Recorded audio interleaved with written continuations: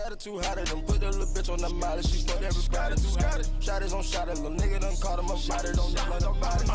Got it too hot at them. Yo, what's good everybody? It's your boy Huncho Vega coming back at you with another video. Remember to please leave a like, definitely subscribe to the channel, man, and let's get into it. So I decided instead of selling all those the gold cards and the elites, I was like, let me just check out the sets, let me see if I can even do them. And I was looking, I was like, oh yeah, I can actually do this Vick set. I had enough, and it's a lot more actually. Buying all the gold cards or all the elites alone would cost you about almost 200k, while just getting the Vick itself is about 300 or so. Right now he's probably about 270 when I last saw him on the market, so it probably is cheaper to actually do the set than it is to buy the card off itself. I'm not too sure because the gold cards do go for a good amount. They're about 5k a piece.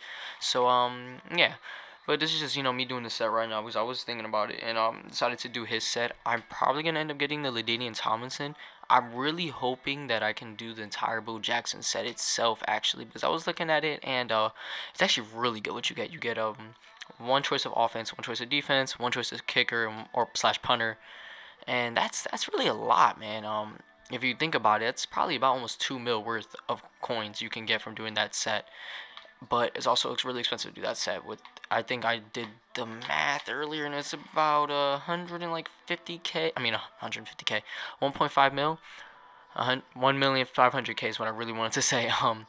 So yeah, you probably could make a profit if you sold like all your guys and you did it, and you could probably build back a better team, or if you have the coins to do it.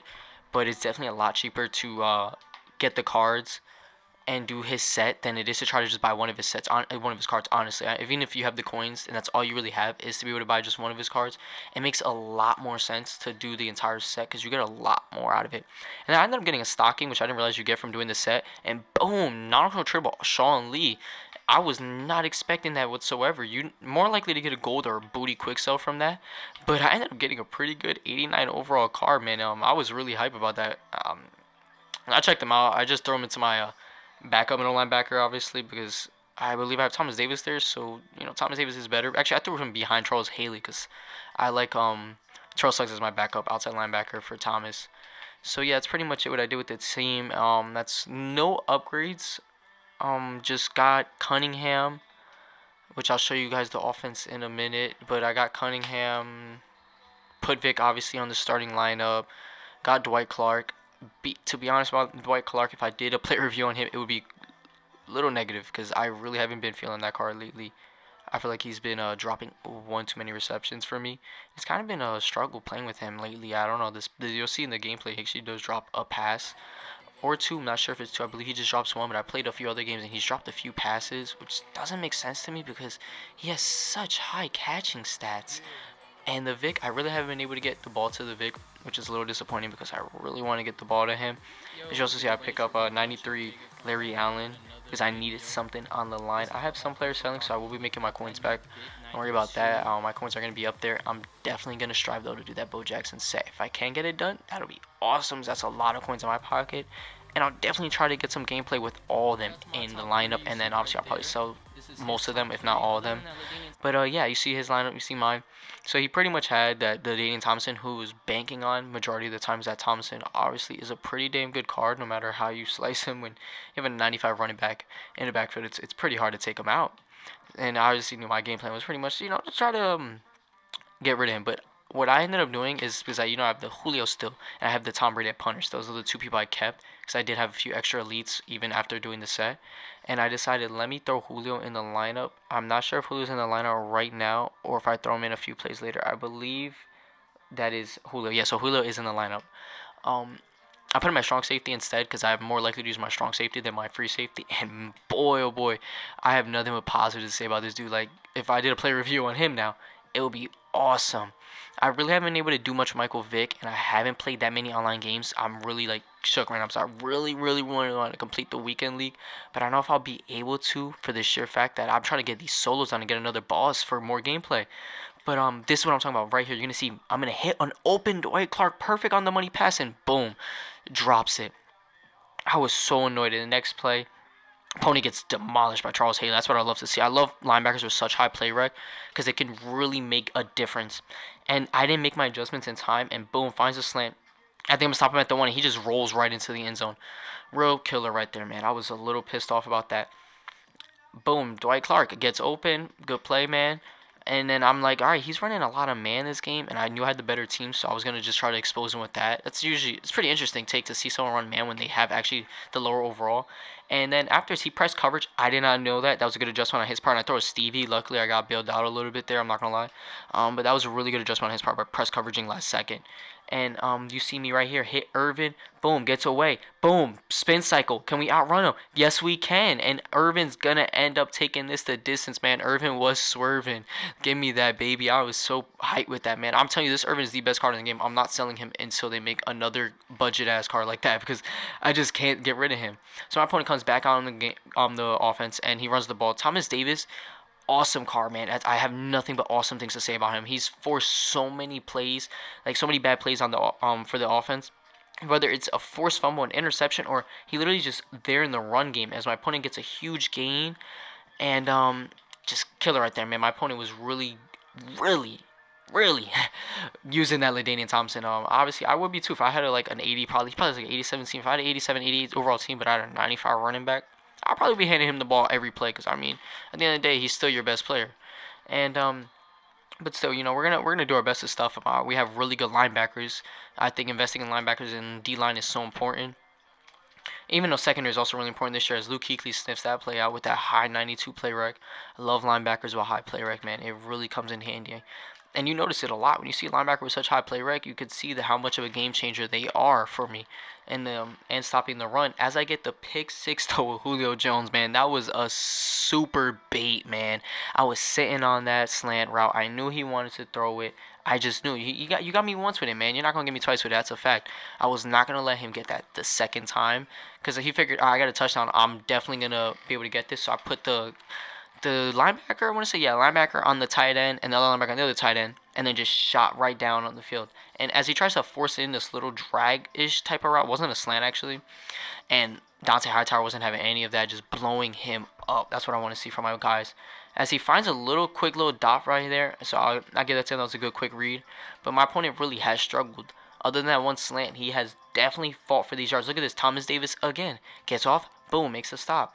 I'm really just impressed with this Thomas Davis. He plays really awesome, and he's just really a game changer, honestly, on the defense. It's pretty big impact player. So is Charles Haley, so I like having them on opposite sides. I think they look at that Thomas Davis again. I just really can't emphasize on how important this guy is to have on your team. My opponent still now wants to run no huddle on me. I guess he was tired of getting shut down, so he figured no huddle scheme would make a difference on me. I guess I don't know, man. But obviously it wasn't gonna really work out in my opinion because he's just busy getting locked up. Because all he wants to do is run the ball, which isn't gonna be able to save you constantly. Every play you think running is gonna get you something. After a while, you're gonna end up still getting shut down. Even if you have a really good line or a really good running back, it's not going to pay off for you, man. It's just how it is. You can't run the ball every play. Your guys get tired. So my opponent comes down to actual pass formation and starts making his audibles, which I love when guys take their time because then it allows me to make my adjustments without having to worry about a single thing. So I come underneath and watch this. Boom. What a bait again. My opponent obviously was not expecting that. He thought it was going to get open. And you think I'm about to take this to that house, but boom. That lineman just kills me, man. I was a little mad about that because I was like, this lineman just catching up to 91 speed Julio and destroying him, hammering his legs. I don't even know how that's possible. I didn't even think a lineman can do that. So I'm trying to feed the ball to Vic right now, but I have not gotten anything with this man. Honestly, I just can't get anything to go with him. It's a little frustrating because I really want to showcase like how dominant he can be, but I really haven't gotten a chance to. And as I get automatically block shedded and I try to I throw the ball away. Actually, I don't even try to, but I don't even know how that's intentional. I guess because I was so far out of the play of field. It's gonna be Linus out of. Oh my God, I can't even speak. It's gonna be intentional grounding. Even though I thought in the NFL, as long as you are outside the tackle boxes, it's not. But it's all good.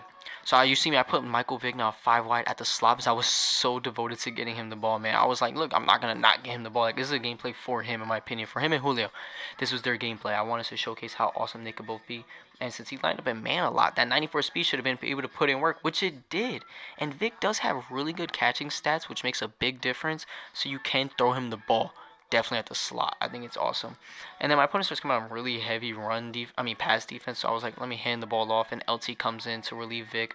Obviously, Vick was extremely tired. My opponent misses the play. LT gets a little shifty, gets open, but man, can he not take it to the house? That was Vick there. Probably would be able to take it to the house. My opponent run commits, throw a little dump off to the fullback, and that's going to be a touchdown. There we go, Smith. Taking it up 21-7, man. My opponent gets the ball back, obviously.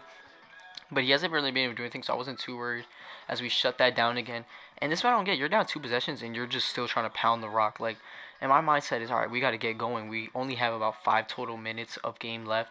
We have to make something happen here. And then we just get a weird animation and push Thomas Davis. Or Thomas Davis pushes LaDainian Tomlinson. And I thought he was going to break that second tackle and get bailed out, but thank God we held on to him there. So I'm really just trying to play for the run, to be honest. I mean, for the pass, because I'm trying to get some more users with Julio. And my opponent running the ball so heavy was kind of frustrating. And then my opponent goes for it again on 4th down and ends up picking it up because I was so busy watching the routes development that I didn't realize where I was at with Julio Jones. And if I was paying attention more to where I was at with Julio, I would have been able to jump that because I knew he was going to go to that route, but I did not play it well at all. And my opponent is a little juke, but then the corner stuffs it up, so that's what I like to see, a corner making a tackle for once. And my opponent's still running the ball heavy again, killing the clock pretty much, but he's down. Opponent throws a Stevie back to Jenkins, and Jenkins ends up taking this back some yardage. Not too far, obviously. I did an unnecessary spin move. And then that tackle again. Hits. Somebody get this tackle on offense. I mean on defense, because he's been making plays. But my opponent, as you see, does press start and pauses the game. And you know what happens when they do that. They end up quitting on me. It's all good, man. The quality was very good. Yeah. So appreciate you guys asking. But it's your Huncho Vega, and I'm out. Hope y'all enjoyed the gameplay, man. And peace.